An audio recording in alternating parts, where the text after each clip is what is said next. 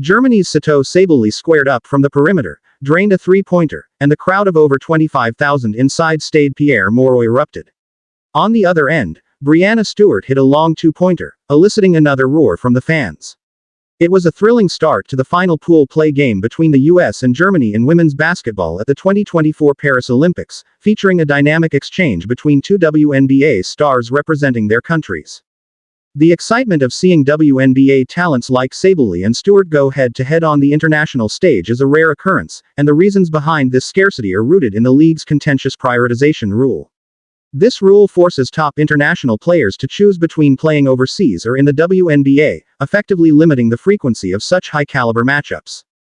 Despite the promising start, the U.S. team's superior depth eventually overwhelmed Germany, securing an 87-68 victory. With this win, the United States topped Group C and advanced to the quarterfinals, where their next opponent would be announced later that day. Stewart, with 13 points, and A'ja Wilson, with 14 points, led the U.S. team's charge, both of whom are two-time WNBA MVPs.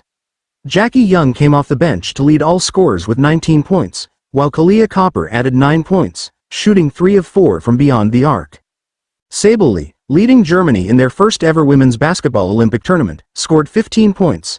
Leonie Fibich, Sabally's teammate on the New York Liberty, added 10 points, while former WNBA player Alexis Peterson contributed 14 points. Despite the loss, Sabally expressed pride in her team's performance and excitement for their advancement to the quarterfinals. The game showcased the immense talent that exists internationally and raised questions about the WNBA's prioritization rule. This rule, part of the league's collective bargaining agreement, requires veteran players to prioritize the WNBA season over overseas commitments, which often extend into April. This restriction means players can no longer arrive late to WNBA training camps due to overseas play, where they can earn over $1 million per season compared to an average WNBA salary just over $100,000. Sabally didn't hold back in her criticism of the rule, stating, "I obviously criticize the prioritization rule that the WNBA implemented. I think it's really bad to punish international players, that's just unfair." She highlighted the disparity between the NBA and the WNBA in terms of integrating and promoting international talent. "There's a clear disparity in that. It goes to wanting to keep us in the league, and as of now, it doesn't seem like the WNBA really supports or welcomes international play." Stewart, who has also played overseas to supplement her income, acknowledged the complexity of the situation.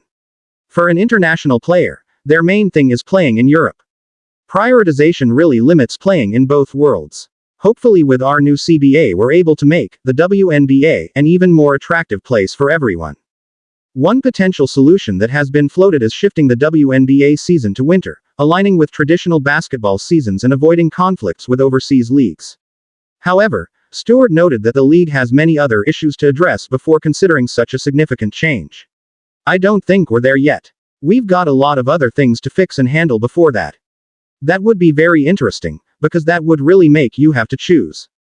Sabally believes that WNBA Commissioner Cathy Engelbert has the power to drive change, particularly during the next round of CBA negotiations. She suggested a reevaluation of the strict prioritization rule to better accommodate international players who often earn substantially more overseas. Because you make significantly more money overseas, what do you do? The prioritization rule has already impacted the WNBA this season, with French players Gabby Williams and Marine Johannes missing the entire 2024 WNBA season due to the rule. Critics argue that a hyper-international league could alienate casual American fans, but there's little doubt that the overall quality of play improves when the world's best players are included.